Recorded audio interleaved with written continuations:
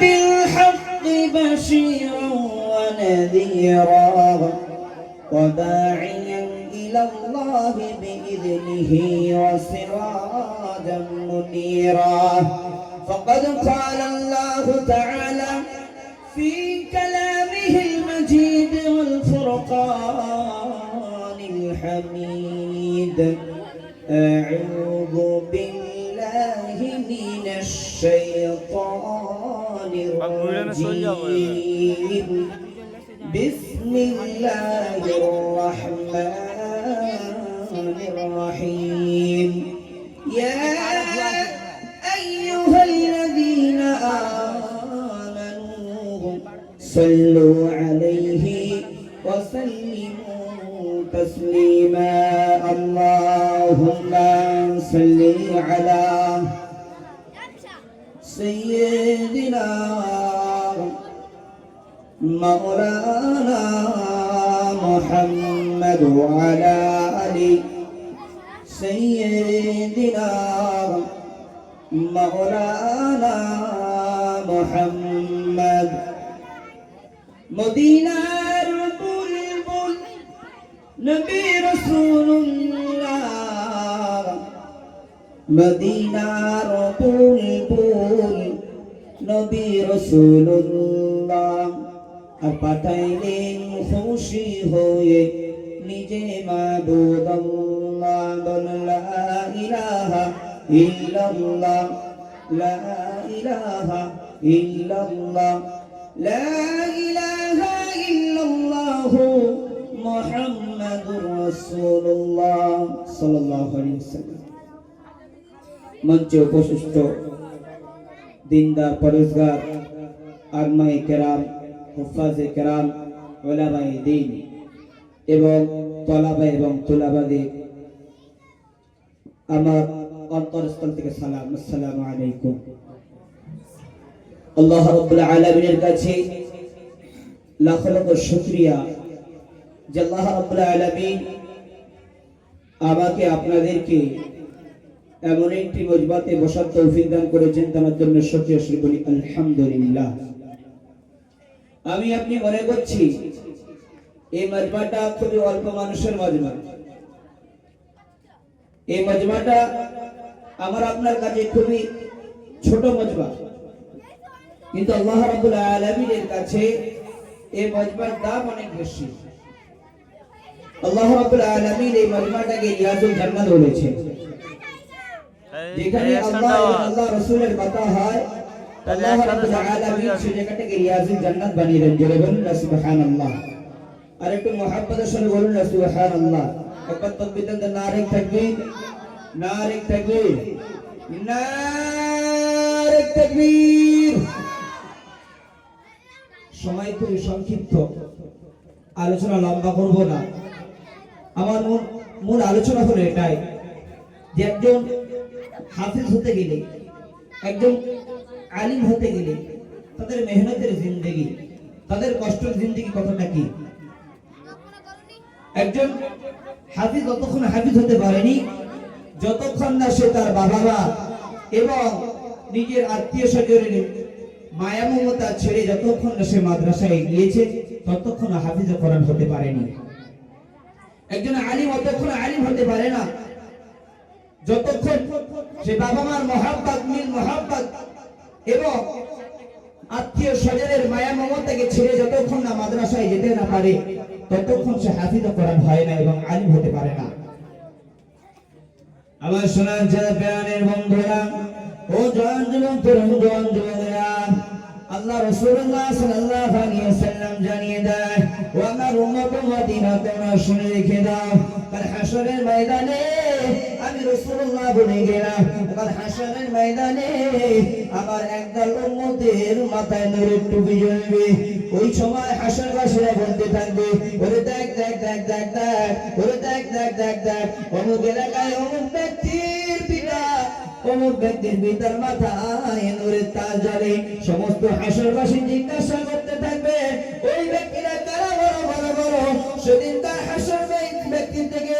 ওই ব্যক্তিদের থেকে আওয়াজ আসবে ওরা হলো হাফিজে কোরআনের মা ওরা হলো হাফিজে কোরআনের বাপ আল্লাহ রাসূলুল্লাহ সাল্লাল্লাহু আলাইহি ওয়াসাল্লাম বলেন বাবা ও উম্মত উম্মতিরা তোমরা শুনে রেখে দাও জেনে রেখে দাও আমি রাসূলুল্লাহ সাল্লাল্লাহু আলাইহি ওয়াসাল্লাম বলে দিলাম আল হাশরের ময়দানে যাদেরকে ওয়াজিব হয়ে যাবে জাহান্নামে যাওয়ার জন্য বাবা যাদের জাহান্নামে যাওয়ার জন্য জাহান্নাম ওয়াজিব হয়ে যাবে আল্লাহ রাসূলুল্লাহ সাল্লাল্লাহু আলাইহি ওয়াসাল্লাম বলেন ও উম্মত উম্মতিরা তোমরা তোমাদের সন্তানদেরকে হাফিজ কোরআন বানাও তোমরা তোমার সন্তানদেরকে আলিম দ্বীন বানাও তাই জাহান্নামে হাশরের ময়দানে ইয়াওমা ইয়াফিরুল মার'উ মিন আখিহি ওয়া উম্মিহি ওয়া আবিহি ওয়া সাহিবাতিহি ওয়া বানিহি লিকুল্লি মিনহুম ইয়াওমাইযিন শা'নুন ইউগনিহি হাশরের ময়দানে বাপ সন্তানের হবে না সন্তান বাবার হবে না হাফেজের হবে না স্বামী স্ত্রীর হবে না বালক বালিকার হবে না বন্ধু বান্ধবের হবে না স্বামী স্ত্রীর হবে না তাহলে হাশরের ময়দানে প্রত্যেকটা ব্যক্তি নফসি করতে থাকবে আল্লাহ রাসূল সাল্লাল্লাহু আলাইহি ওয়াসাল্লাম বললেন ও হাশরবাসীরা তোমরা তোমাদের পিতামাতা তোমাদের সন্তানদেরকে হাফিজ কোরআন বানাও আলিম দ্বীন বানাও আমি রাসূলুল্লাহ সাল্লাল্লাহু আলাইহি ওয়াসাল্লাম বলে দিলাম তোমরা একটা সন্তানকে হাফিজ কোরআন বানাবে আমি রাসূলুল্লাহ বলে গেলাম আল্লাহ রাব্বুল আলামিন যাদের 10 জনকে জাহান্নামে যাওয়ার জন্য ওয়াজিব করে দিয়েছে যাদের জাহান্নামে যাওয়ার জন্য নির্ধারিত হয়ে গিয়েছে যারা জাহান্নামে গিয়ে পড়ে যাবে যাদের হিসাব নিকাশ হবে না জাহান্নাম ওদের জন্য ওয়াজিব আল্লাহ রাসূল সাল্লাল্লাহু আলাইহি ওয়াসাল্লাম বলেন ওই একজন হাফিজ কোরআন কাল হাশরের ময়দানে আল্লাহর কাছে ফরিয়াদ করবে ও রব্বানা যে মা আমাকে 10 মাস 10 দিন পেটে রেখেছিল আমাকে হাফিজ কোরআন বানিয়েছিল ও রব্বুল আলামিন আমি হাফিজ কোরআন হয়েছি আমি আলেম দ্বীন হয়েছি আমার মা জাহান্নামে যাবে আমার বাপ জাহান্নামে যাবে আমার ভাই জাহান্নামে যাবে আমার সন্তান জাহান্নামে যাবে আমি সহ্য করতে পারবো না ইয়া রব্বুল আলামিন আমার হাফিজ কোরআনের বদৌলতে তুমি ওদেরকে জান্নাত দিয়ে দাও আল্লাহ রাসূল সাল্লাল্লাহু আলাইহি ওয়াসাল্লাম বলেন ওই হাফিজ কোরআন তার জাহান্নামে যাওয়ার জন্য ওয়াজিব হয়ে গিয়েছিল তাদের হাত ধরে জান্নাতে নিয়ে যাবে জোরে বলুন সুবহানাল্লাহ সুবহানাল্লাহ যারা বাম্মার মিল মোহাব্বত মায়া মমতা ত্যাগ করে এই শীতের সময় তাদের না কোনো চেটাইয়ের ব্যবস্থা না কোনো মেটের ব্যবস্থা না আমার আপনার সন্তানের মতন তারা খাট পালনে শোয় না তাদের জন্য এসির ব্যবস্থা না কোনো আলোর সঠিক ব্যবস্থা না তাদের ভালো খানা না তাদের ভালো চাল না তাদের ভালো তরকারি না তাদের দুটো গোশ জোটে না কিন্তু আমার আপনার সন্তান যাদেরকে কোটি কোটি টাকা করে খরচা করে এমবিবিএস ডাক্তার করলাম যাদেরকে উকিল বানালাম জজ করলাম সমস্ত কিছু করে দিলাম দুনিয়ার ফ্যাসিলিটির জন্য কিন্তু এই সন্তান আমার জন্য কাল হাশরের ময়দানে কাজে আসবে না কাল হাশরের ময়দানে কেউ আমার জন্য সুপারিশে দাঁড়াবে না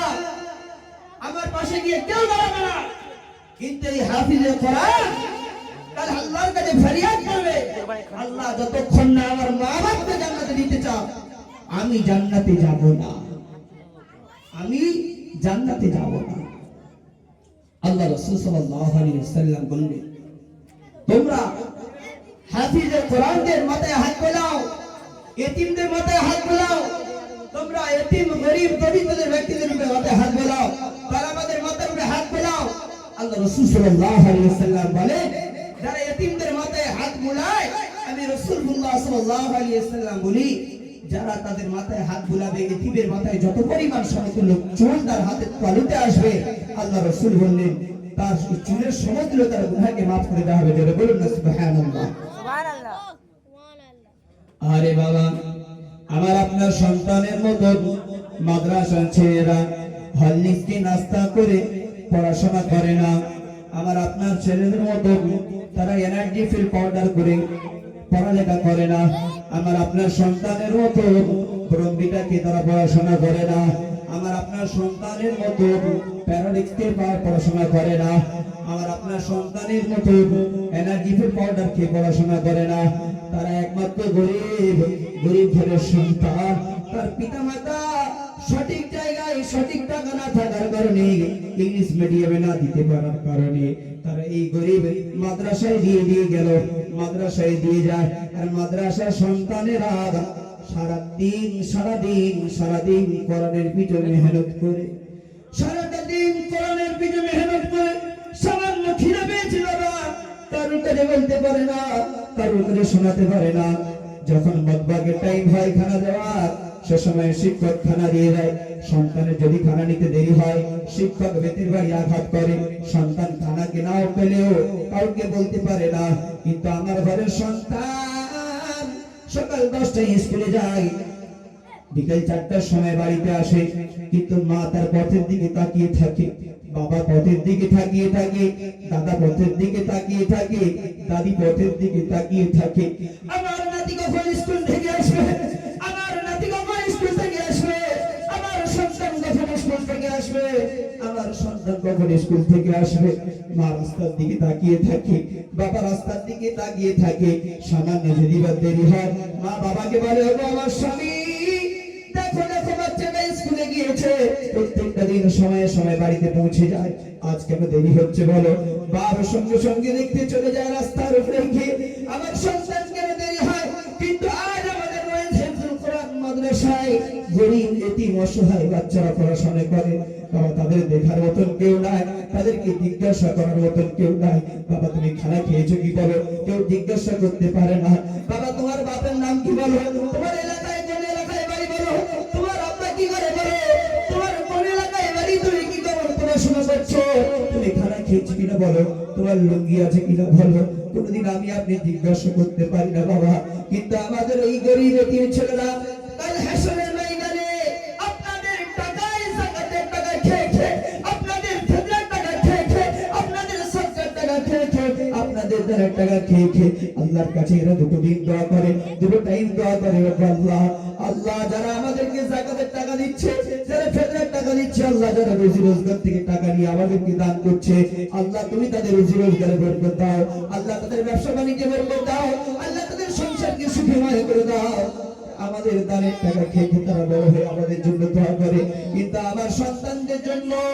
পেটে পাথর মেরে সকাল থেকে সন্ধ্যা পর্যন্ত মেহনত করি, কিন্তু আমার সন্তান একবার দোয়া কর না। তুমি আজ না বিস্ময় হয়, আজ তুমি সকালবেলা ফাজর নামাজ পড়ে এসে দেখবে এই হিফজুল কোরআন মাদ্রাসা এতিম এতিম সন্তানেরা, এতিম এতিম বাচ্চা বাচ্চা ছেলেরা আপনাদের জন্য ফজর নামাজে পড়ে এসে ইয়াসিন পড়ে দোয়া করে, আল্লাহ যারা আমাদেরকে দান করছে তাদের রুজি রোজগার বরকত দাও। ও বাবা সোনার চাঁদ বাবারা, দুনিয়ার শত শত টাকা, শত শত টাকা আমার দুনিয়ায় রয়ে যাবে, শত শত ইনকাম আমার দুনিয়ায় বেকার হয়ে যাবে, কিন্তু আমার টাকায়, আমার টাকায়, আমার সম্পত্তিতে যদি একজন এতিম খেয়ে মানুষ হয়ে যায়, আল্লাহ রাব্বুল আলামিন এই এতিমের টাকার বদৌলতে আমাকে জান্নাত দিয়ে দেবে। জোরে বলুন সুবহানাল্লাহ। জান্নাত পেতে চাও, জান্নাত পেতে চাও, জান্নাত সহজ, জান্নাত আল্লাহ রাব্বুল আলামিন সহজ করে রেখেছে ইনসানের জন্য। ইন্নাল আবরার লাফি নাঈম, তুমি নেক আমল করলে ওয়ালা বেড়ে যাও, ওয়া ইন্নাল ফুজ্জার লাফি জাহিম, তুমি যদি বহুত আমল করো আল্লাহ রাব্বুল আলামিন তোমার জন্য আযাবটার জায়গা রেখে দেবে। বাবা আমাদের অনেক সম্পত্তি, অনেক সম্পত্তি, অনেক ইনকাম করি, কিন্তু ও টাকা আমার থাকে না।